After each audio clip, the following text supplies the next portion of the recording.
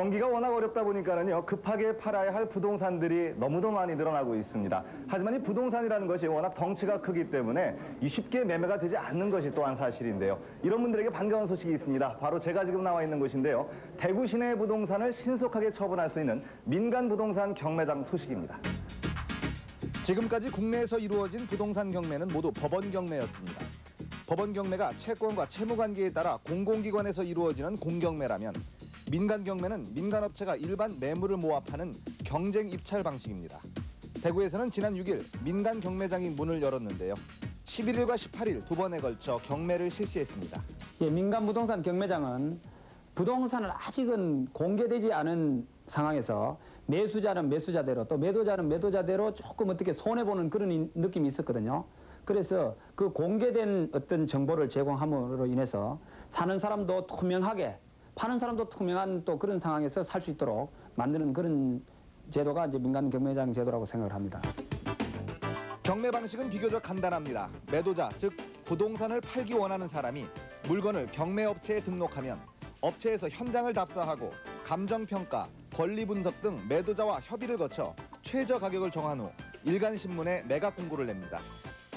경매에 참가하기를 원하는 사람, 즉 입찰자는 경매장에서 제공하는 감정평가서, 등기부 등본, 사진 등 물건에 대한 정보를 열람한 후 응찰 여부를 판단하여 경매에 참가하면 됩니다.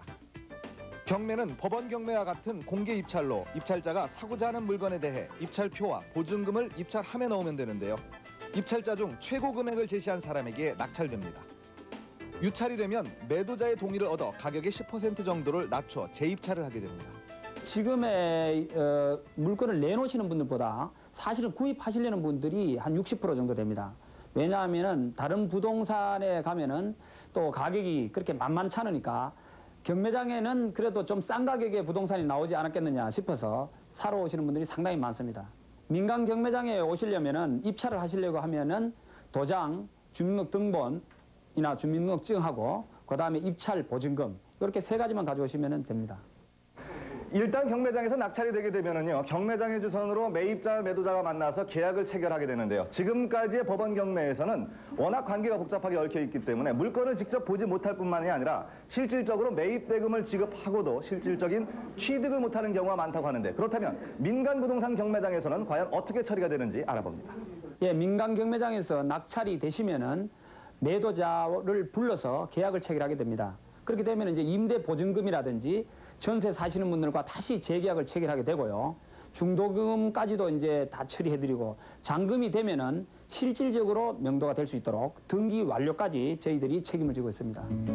민간 경매는 법원 경매의 단점을 상당 부분 보완하고 있습니다. 그중 가장 중요한 점이 낙찰된 상태에서도 매도자와 협의를 할 수 있다는 것과 경매장의 전문적인 조언을 얻을 수 있다는 것인데요. 낙찰 후 계약이 체결되면 대략 1 내지 3개월 내에 소유권이 완전히 이전된다고 합니다. 일반 부동산은 물건 구입하고 이럴 때는 좀 번거롭다는 그런 생각이 드는데 여기 와서는 딴 물건하고 비교도 할 수 있고 간편한 것 같아서 좋은 것 같아서 왔습니다. 제가 선택한 물건에 대해서는 아마 적정한 가격이라는 생각에서 넣었습니다.